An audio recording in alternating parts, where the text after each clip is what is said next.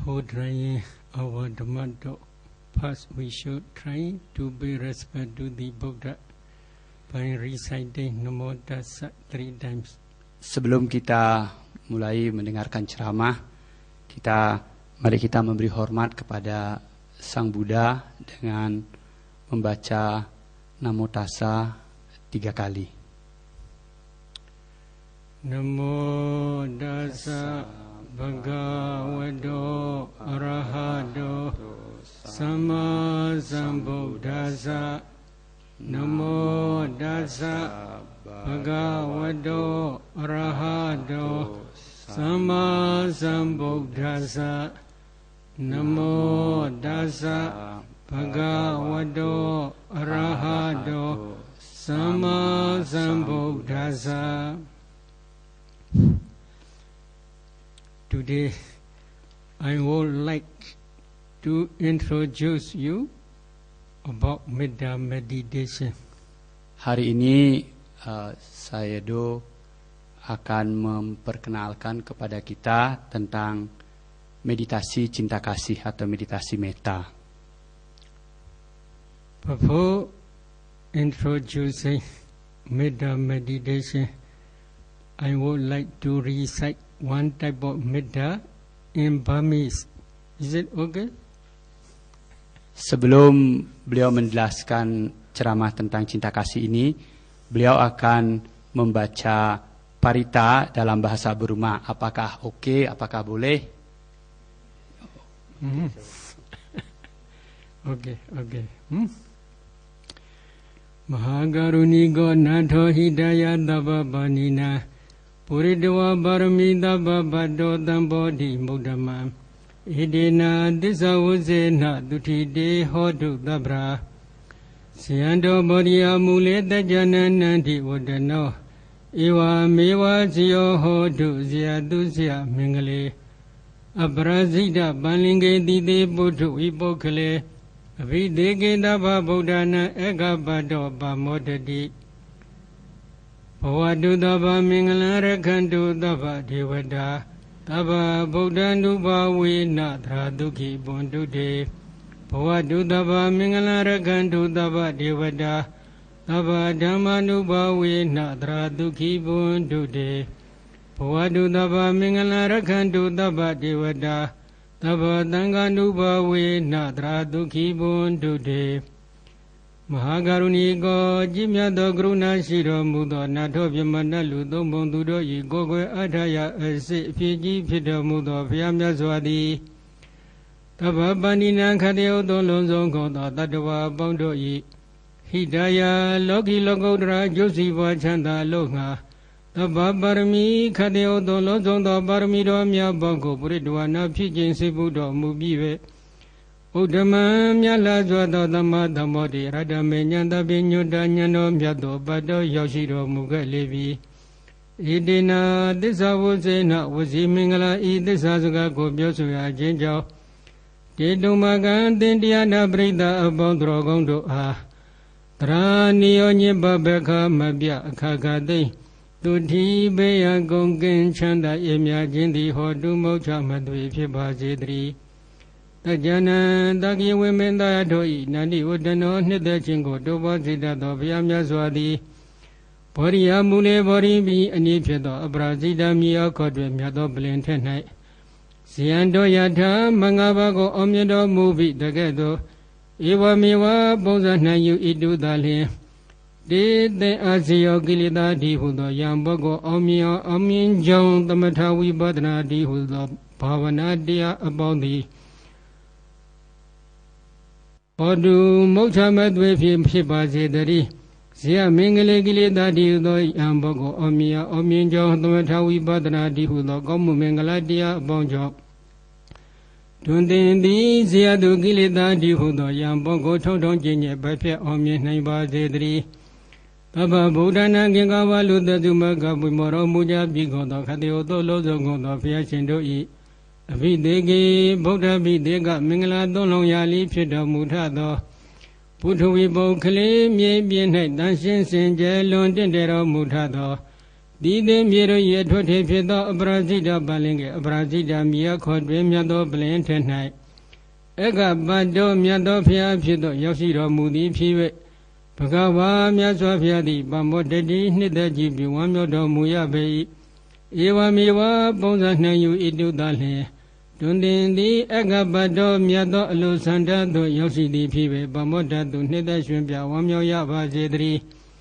Taba Mingala Gosei Chandaji Aja Gomyata Kade Dolo Zondo Mingala Bondi Bodu Fiba Zedri Taba Devada Kade Ngondo Namyana Gauna Bondo Dirakandu Amyamabia Sanshon Java Zegondri Taba Boda Nuba Winaginga Walu Dazumaka Pimboro Muja Bigodo Kade Odolo Zongondo Biashindo Yidigo Dezo Anuboja Taba Dama Nuba Winambafuni Badamaka Ukoswado Kade odo lozo gondo diaro myato idigo dezo anu boja.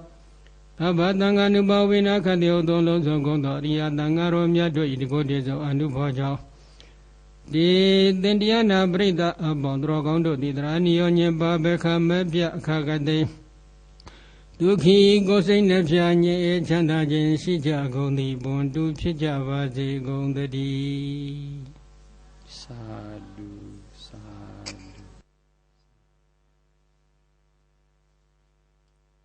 What is the meaning? Apa artinya ini semua? Maybe our bodhisattva or our Buddha fulfill 10 types of paramis for many aeons. Because of this reason, one day he became Buddha. In the same way, you must also fulfill your parami. Because of these paramis, you may also become noble ones one day. Beliau mengatakan seperti kita ketahui bodhisattva kita bertahun-tahun, bermiliar tahun terus mengumpulkan parami, perbuatan baiknya sehingga akhirnya beliau bisa menjadi Buddha. Nah, kita juga hendaknya seperti beliau terus mengumpulkan semua parami-parami kita. Suatu hari kita juga bisa menjadi suci.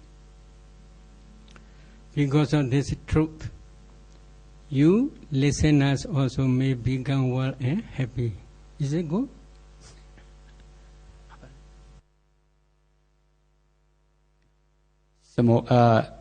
Mudah-mudahan sesuai dengan kebenaran apa yang dikatakan tadi, kita semuanya juga menjadi bahagia. In the same way, one day, our Buddha, under the Bodhi tree, he practiced samatha and vipassana diligently the whole night. Dengan cara yang sama, Pangeran Siddhartha di bawah pohon Bodhi dengan rajin berlatih samatha siang dan malam. Because of this practice samatha bhavana, at the end of last watch, Pichima Yama, he became enlightened one. He can defeat the defilements completely without remainder. Jadi dengan beliau tekun melakukan samatha bhavana inilah beliau pada akhirnya di bawah di Sipatana ya, beliau mencapai kebudaan dengan mengalahkan semua kekotoran batin beliau. In the same way, you are also now practicing samatha and vipassana.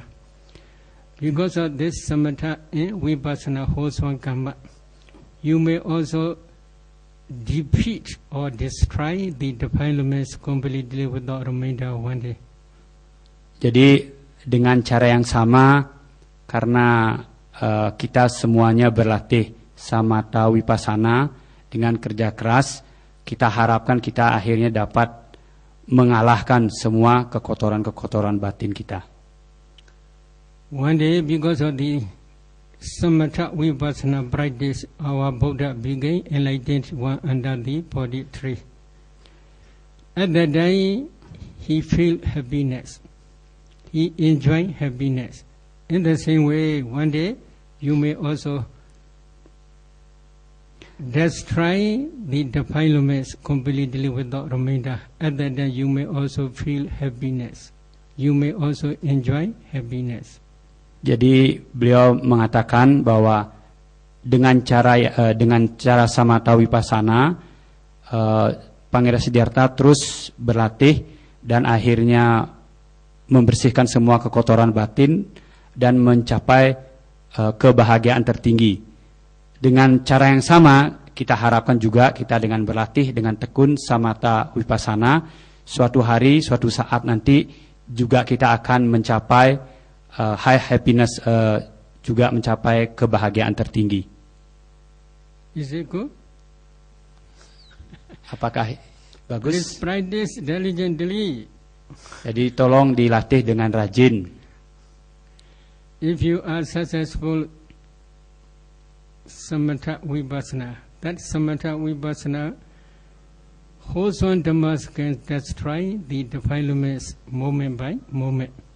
At the end of the vipassana, one day, path and fruition knowledge may arise, taking nibbana as object.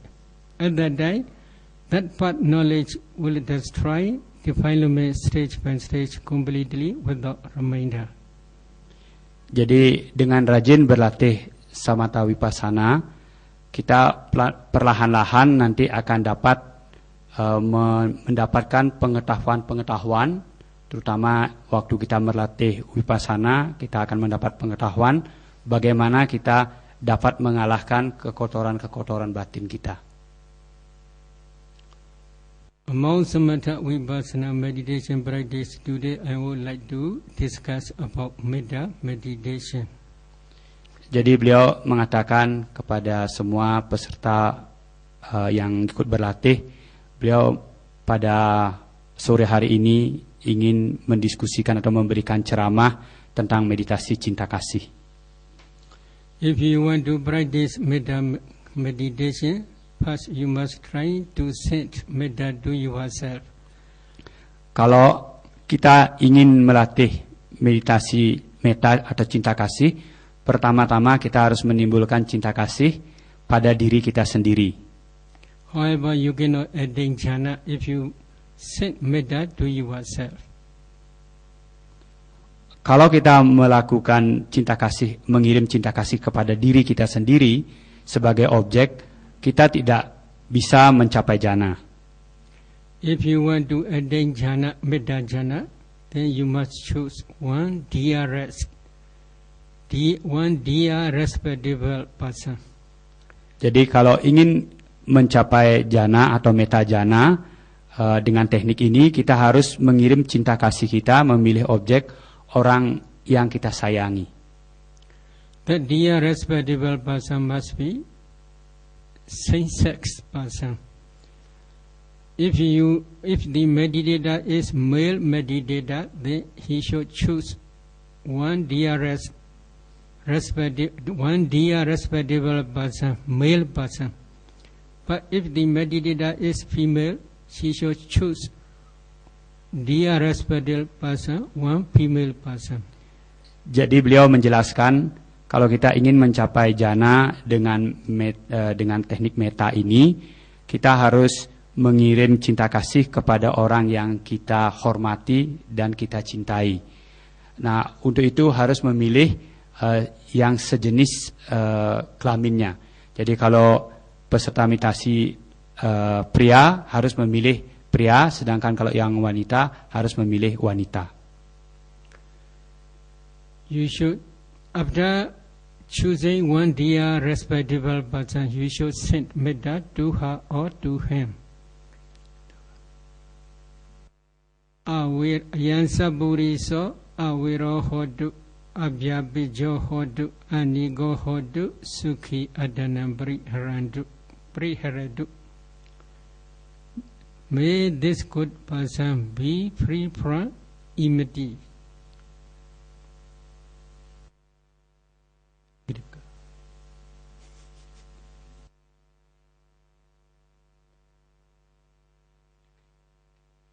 Jadi ketika kita ngirim metta kepada orang yang kita cintai, mula-mula kita harapkan mereka bebas dari kesengsaraan.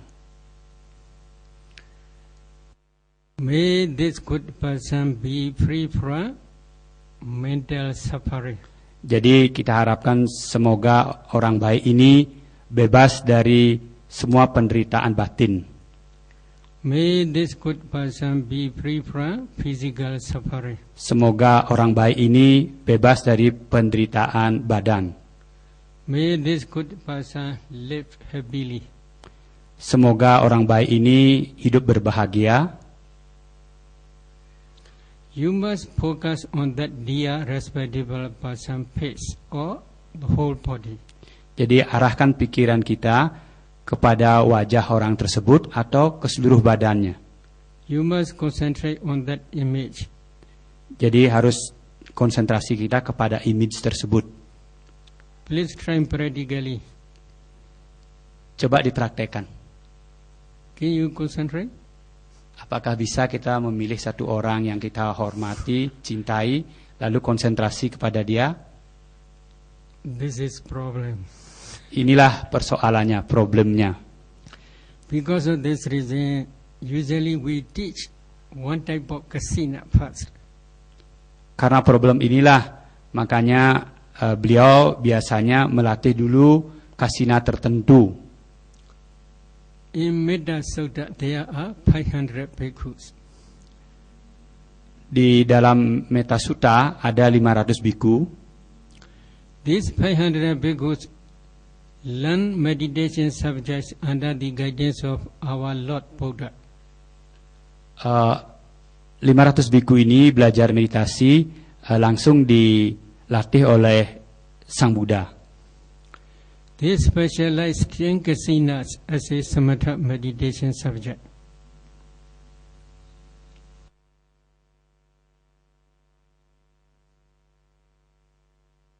Jadi 500 biku ini mereka spesial menggunakan kasina sebagai objek. They also learn for protective meditation subjects. Jadi mereka juga berlatih subjek meditasi 4 perlindungan. 4 protective meditations are: number 1, metta meditation, loving kindness. 4 meditasi perlindungan ini adalah nomor 1 adalah metta meditasi atau loving kindness meditation. Number 2, Buddha Gnostic, recollection of Buddha's quality. Yang nomor 2 adalah perenungan tentang sifat-sifat mulia dari Sang Buddha. Number 3, Maranasati, recollection of their own death. Yang ketiga adalah perenungan tentang kematian. Number 4, Asubha Bhavana, foulness meditation. Jadi yang keempat adalah melakukan meditasi asubha, yaitu meditasi yang merenungkan tentang kejijikan. However, they do not emphasize these 4 protected meditation subjects. They emphasize only 10 kasinas and 8 attainments. Jadi mereka semuanya itu ketika berlatih, mereka berlatih hanya yang 10 kasina dengan 8 pencapaian tingkat-tingkat jana. Based on their jhana attainments, they practice vipassana up to Udiyabhya Jnana stage, the rising and falling knowledge stage. Berdasarkan pencapaian tersebut, mereka berlatih vipassana sampai di tingkat udaya jnana, yaitu muncul dan lenyapnya materi. They practice in a forest. At that day, many devas are waiting their opportunity. Their opportunity means they think these bhikkhus, when what's that time? Rains retreat time. They will go back to their monastery. This is their expectation. Jadi mereka berlatih di hutan. Di hutan itu banyak para dewa yang mempunyai harapan. Kalau mereka datang ke sana, ke tempat tersebut bermeditasi, nanti setelah selesai mungkin akan pergi lagi atau kembali lagi ke desa di mana para biku itu tinggal. When rains retreat begins, at that time bhikkhus did not go back to their monastery. They continued to practice vipassana in that forest. Ketika saat selesai berlatih meditasi di sana, di hutan tersebut, ketika selesai mereka tidak langsung kembali, mereka melanjutkan berlatih vipassana di tempat tersebut. That 500 bhikkhus stay under the root of the trees.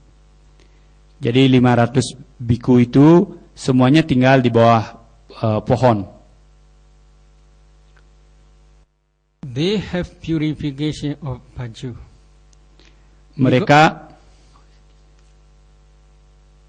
Mereka mempunyai tingkat kesucian tentang sila. Because of the purity of their bhaju, devas cannot stay in their mansions. Their mansions are situated above the trees. Jadi karena kesucian dari biku tersebut, silanya sangat suci, dengan sendirinya para dewa tidak bisa tinggal di rumah-rumah mereka yang ada di sekitar pohon tersebut. When bhikkhus are dwelling under the trees, they cannot stay in their mansions because they feel very hot. Jadi karena biku tersebut tinggal di bawah pohon, para dewa yang ada di atas pohon tidak bisa diam di rumah mereka karena mereka merasa panas. Another problem is they have children. Problem yang lain, para dewa itu punya anak. So carrying their children, they are wandering here and there. They cannot stay in their mansion. Jadi mereka mendapat kesulitan karena mereka harus membawa anak mereka ke sana kemari, tidak bisa tinggal di tempat tinggal mereka. When rains retreat began, bhikkhus also did not go back to their monastery. Because of this reason, they disturb bhikkhus night time. Jadi pada saat meditasi selesai, para biku ini tidak balik ke tempat tinggalnya, tetap tinggal di bawah pohon tersebut. Nah, ini yang membuat kesulitan untuk para dewa tersebut. At night time, they show fearful images. Jadi pada malam hari, para dewa ini memunculkan wajah-wajah atau image-image yang menyeramkan untuk mengganggu biku tersebut. They shouted fearful songs. Mereka memunculkan suara-suara yang mengerikan. They sent bad smells. Mereka mengirimkan bau-bau yang busuk. Because of this reason, bhikkhus also feel unhappy. They cannot meditate well. Jadi dengan sendirinya para biku merasa tidak nyaman, tidak senang, sehingga mereka tidak bisa bermeditasi dengan baik.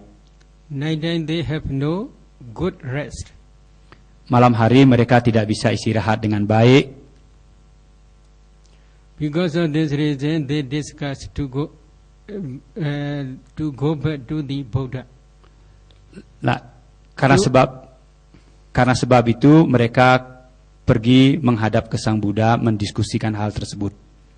Their intention is to ask suitable place for them to the Buddha. Jadi mereka menghadap ke Sang Buddha dengan harapan untuk mendapatkan tempat yang cocok, yang baik untuk bermeditasi. When they arrive to the Buddha, they pay respect to the Buddha and they inform their problems. Jadi ketika mereka sampai menghadap Sang Buddha, mereka memberi hormat kepada Sang Buddha dan menyampaikan semua informasi problem yang mereka miliki. The Buddha also reflect for them suitable place. Lalu Sang Buddha merenungkan, mencarikan tempat yang cocok untuk mereka. the Buddha saw the suitable place for these bhikkhus is only the same place, not another place. Jadi setelah Sang Buddha merenungkan, memeriksa, ternyata tempat yang cocok untuk para bhikkhu tersebut untuk bermeditasi adalah di hutan tersebut. Tidak ada tempat lain yang lebih cocok daripada hutan tersebut. Because of this reason, as a protective meditation as well as to practice Metta meditation, Buddha teach Karaniya Metta Sutta. Karena alasan tersebutlah makanya Sang Buddha di dalam meditasi perlindungan melatih meditasi metta Karaniya Metta Sutta ini. In that Karaniya Metta Sutta, Buddha teaches different types of Metta meditations such as Sukhi no wa kemi no huntu sabba saddha buntu sukhi dada etc. Jadi dalam Karaniya Metta Sutta tersebut Sang Buddha mengajarkan bermacam-macam teknik-teknik meditasi cinta kasih seperti di Karaniya Metta Sutta yang sering kita baca. Based on Kasina meditation, they specialize Metta meditation again. Jadi berdasarkan kasina meditasi yang para bhikkhu sudah capai, lalu mereka arahkan membuat mereka ahli untuk berlatih meditasi cinta kasih. Because of this reason, their Metta meditation becomes powerful. Karena mereka sudah mencapai pencapaian baik di kasina, dengan sendirinya meditasi metta mereka menjadi sangat kuat. Again they go back to that same forest and they practice Metta meditation according to Buddha's instruction. Jadi akhirnya mereka kembali ke hutan tersebut dan di sana mempraktekkan meditasi cinta kasih sesuai dengan instruksi yang diberikan oleh Sang Buddha. Based on this Metta jhana, they again practice vipassana. Berdasarkan Metta jhana ini, berdasarkan Metta jhana ini, lalu mereka berlatih vipassana. Because of the power of their Metta jhana, devas and at the second time they do not give disturbance to those bhikkhus. Jadi dengan kekuatan Metta jhana ini, maka para dewa dan keluarganya semua di sana tidak lagi mengganggu kepada para bhikkhu tersebut. Instead, they serve bhikkhus. They clean the compounds, they carry the waters for bhikkhus, etc. Malahan semenjak dilakukan meditasi Metta jhana ini, para dewa di sana membantu para bhikkhu membersihkan daerah di sana, lalu kadang-kadang membawakan air untuk para bhikkhu. Because of this reason, bhikkhus also can practice meditation happily. Jadi karena sebab itu akhirnya para bhikkhu dapat mempraktekkan meditasi dengan bahagia, dengan senang hati. They practice samatha vipassana diligently based on Metta jhana.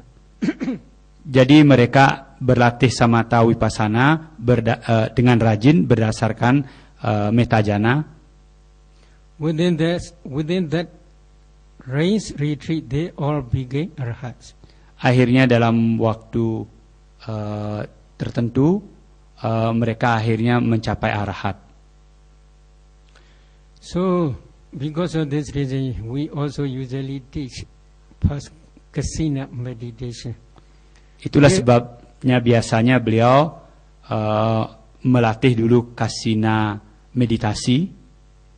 Based on kasina jhana meditation, if they again practice Metta meditation, it is very easy for them to concentrate on their Metta jhana object. Jadi berdasarkan kekuatan jhana dengan kasina, lalu melatih metta, karena sangat kuat mereka bisa memegang objek mettanya dengan kuat. Usually we teach kasina meditation based on 32 parts of body.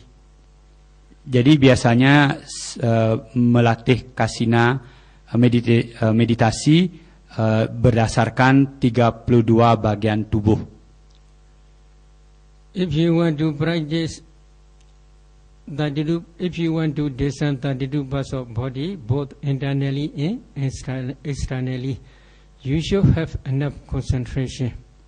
Jadi untuk melatih 32 bagian tubuh, ketika kita untuk men-scan atau memilah-milah baik yang ada pada tubuh kita, di dalam tubuh kita ataupun tubuh orang lain, kita harus mempunyai konsentrasi yang kuat. So, to descend 32 parts of body, first you should practice Anapana or Four Elements meditation. Jadi untuk mampu untuk memilah-milah 32 bagian tubuh ini, kita harus kuatkan konsentrasi kita dengan melatih melalui Anapanasati atau latihan 4 unsur. If you practice Anapana meditation, first you should try to practice up to 4th jhana stage. Jadi kalau kita berlatih dengan menggunakan teknik Anapanasati, kita harus mencapai terlebih dahulu sampai jhana tingkat 4. Then Anapana 4th jhana will produce strong, powerful light. That light is called the light of wisdom. Jadi dengan berlatih Anapanasati, kalau kita mencapai jhana keempat, di jhana keempat ini akan memunculkan satu cahaya atau sinar yang kuat yang kita sebut dengan sinar kebijaksanaan. With the assistance of your 4th jhana light of wisdom, if you descend 32 parts of body, both internally and externally, you can clearly see these 32 parts. Dengan kekuatan jhana keempat kita, yaitu dengan sinar kebijaksanaan yang kita miliki, kita bisa melihat dengan jelas 32 bagian tubuh kita. Again, if you want to practice Four Elements meditation, you should try to practice Four Elements meditation up to access concentration stage. Kalau kita menggunakan teknik 4 unsur, kita harus melatih meditasi kita sampai mencapai upacara samadhi. That access concentration also can produce strong, powerful light. That light is also called the light of wisdom. Jadi kalau kita berlatih 4 unsur dengan rajin dan mencapai juga akses konsentrasi atau upacara samadhi, juga upacara samadhi ini akan memunculkan sinar kebijaksanaan. With the assistance of the light of wisdom, if you descend 32 parts of body, you can descend 32 parts both internally and externally. Dengan sinar ini pun kita juga tetap bisa memilah-milah ke 32 bagian tubuh yang kita miliki maupun orang lain, yang di dalam maupun yang di luar. If you can descend 32 parts of body both internally and externally, then you can practice 3 ways.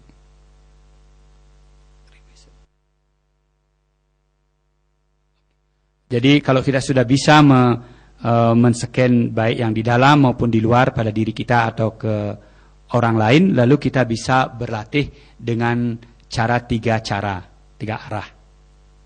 Number 1 is Kala Gasina. Number 2 is Four Elements meditation. Number 3 is Patigula Manasikara Repulsive meditation. Jadi dengan mempunyai sinar kebijaksanaan melalui 4 unsur ini, kita bisa terus melatih. Yang pertama dengan menggunakan kasina warna, yang kedua dengan 4 elemen, dengan yang nomor 3 dengan menggunakan objek yang menjijikkan. If you want to practice Patigula Manasikara Repulsive meditation, you should try to see your 32 parts or 1 or 2 or many parts of your body. Jadi kalau kita ingin menggunakan teknik yang nomor 3, yaitu teknik untuk menjijikkan, mula-mula kita harus melihat 32 bagian tubuh kita, atau mungkin 1 atau mungkin beberapa. Usually we teach first skeleton meditation as a repulsive. biasanya beliau melatih dengan menggunakan objek tengkorak badan kita sebagai objek yang menjijikkan. After descending 32 parts of body, both internally and externally, again you should try to descend your own skeleton parts. Setelah kita terus berlatih melihat 32 bagian tubuh kita, lalu terus kita memilah-milah tengkorak badan kita. If you can see the whole skeleton of your body, it is better. Kalau kita bisa melihat seluruh tengkorak badan kita, lebih bagus. If you cannot descend the whole skeleton, then partially you can descend your own skeleton. Partially. Half. Oke. Jadi kalau kita tidak bisa melihat seluruh tengkorak kita, juga boleh sebagian. If you can descend the whole skeleton, it is better. Jadi beliau mengingatkan kalau bisa semuanya seluruh tengkorak lebih bagus. If you can descend the whole your own skeleton, then you can pay attention as a repulsive particular. Jadi kalau kita bisa terus memilah-milah, menembus tengkorak badan kita seluruhnya, nanti kita bisa di sana melakukan perenungan tentang menjijikkan.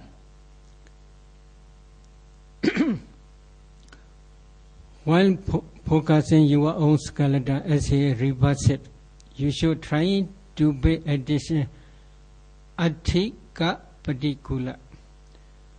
Skeleton repulsive in this way.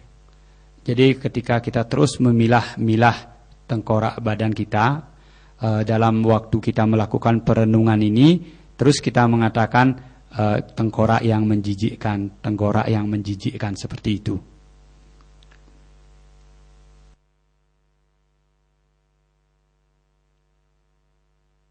If the repulsive nature is very strong, at that time you can omit skeleton. You can pay attention as repulsive particular only. Jadi kalau kita betul-betul sudah bisa jelas melihat tengkorak kita bisa mengatakan ini adalah sifat yang menjijikkan seperti itu, perenungan yang menjijikkan. You should focus on your own repulsive skeleton object. Then when concentration develops, full absorption will arise. Your concentration will absorb inside your own skeleton object. Jadi kalau kita terus melakukan dengan rajin, konsentrasi kita meningkat, nanti kita akan bisa menyatu dengan tengkorak kita sebagai objek meditasi kita. You should maintain your full absorption concentration at least about 1 hour. Kalau kita bisa melakukan penyatuan dengan objek meditasi kita, yaitu tengkorak kita, paling sedikit harus 1 jam. If you can maintain your full absorption about 1 hour every sitting, then you can descend your Bhuanga Mindo. Jadi kalau kita setiap duduk kita bisa mencapai penyatuan dengan objek tengkorak kita. Setiap kita duduk bisa 1 jam melakukan seperti itu, lalu kita bisa menembus bawangga kita. What is Bhuanga Mindo? Jadi apa ini pintu pikiran bawangga? Pabasara midam bhikkhu chaitang. Because this Bhuanga chaita is luminous. This is mentioned in Anguttara Nikaya. Sang Buddha mengatakan biku bawangga cita ini adalah pintu pikiran ini. Pintu pikiran ini bercahaya. Luminous. Pavasra, luminous. Commentary explains in detail. Is there any color in mind? Commentary says, there is no color in mind. Why Buddha says luminous? Buddha says this metaphorically. Jadi beliau menjelaskan bahwa bawangga cita ini bercahaya, tapi dia tidak memunculkan warna, gitu.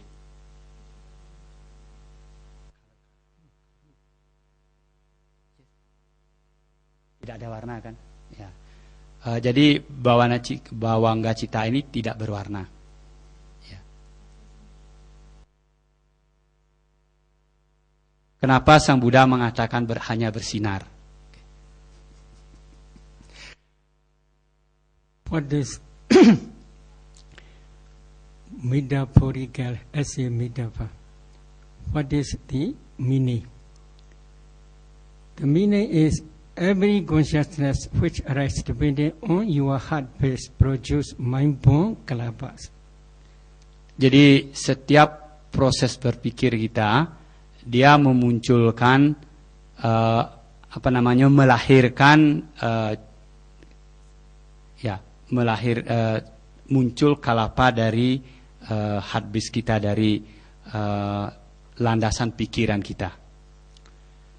That mind-born kalabas, if you analyze those mind-born kalabas, in each kalaba there are 8 types of materiality, such as earth element, water element, fire element, wind element, color, odor, flavor, and nutritive essence.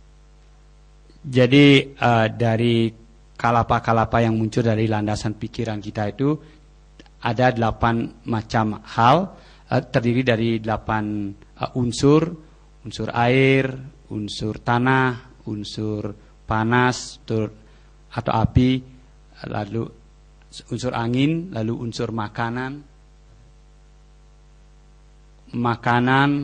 warna, bau, dan makanan. Among those 8 materialities, one is color. That color is luminous. Jadi beliau mengatakan di antara 8 unsur yang terkandung di kalapa itu, salah satunya adalah warna. Warna ini yang bersinar. One kalapa's color and another kalapa's color rise very, very closely to each other.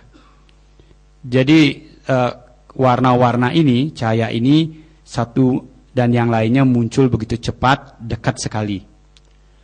One kalapa's color and another kalapa's color, the combination of different types of color, different types of kalapa's color becomes luminous.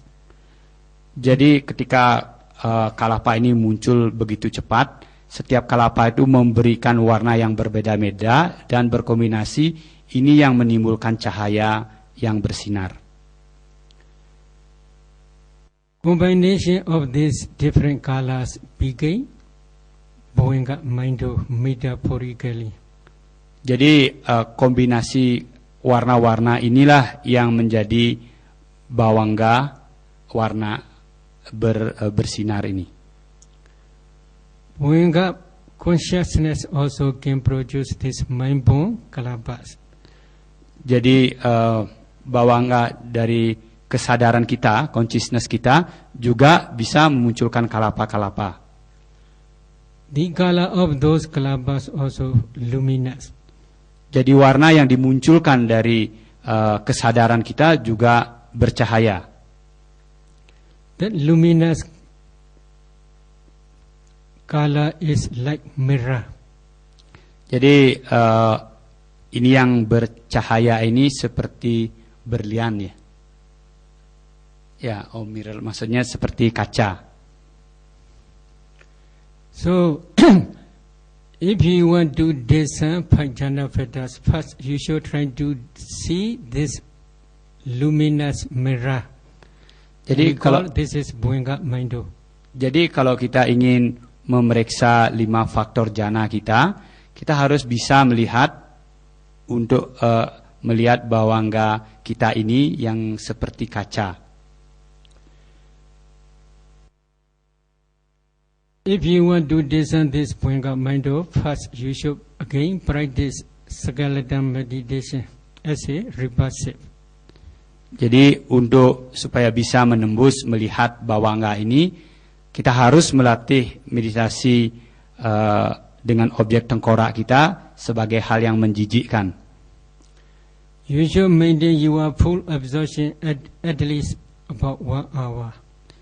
Jadi kalau kita bisa melakukan penyatuan kita, absorption kita paling sedikit 1 jam. Again, as soon as you emerge your full absorption, then you should discern bhavanga mind. Jadi begitu kita keluar dari jana kita, kembali lagi kita memilah atau memeriksa bawangga kita. In that bhavanga mind, you can see skeleton meditation object. Jadi di dalam bawangga kita itu, kita bisa melihat objek tengkorak kita. When the skeleton object appear in your bhavanga mind, then you can discern 5 jhana factors one by one. Jadi kalau kita bisa melihat objek meditasi kita yang berupa tengkorak tersebut di dalam bawangga kita, di sana kita bisa memilah-milah melihat 5 faktor jana kita. What are 5 jhana factors? Apa itu 5 faktor jana? Number 1, vidyaka, obligation. Yang nomor 1 adalah vitaka, yaitu pikiran yang mengarah. Obligation of the mind to the reversive skeleton meditation object. This is vidyaka. Jadi sifat mengarah dari pikiran kita yang memegang objek tengkorak itu yang disebut vitaka.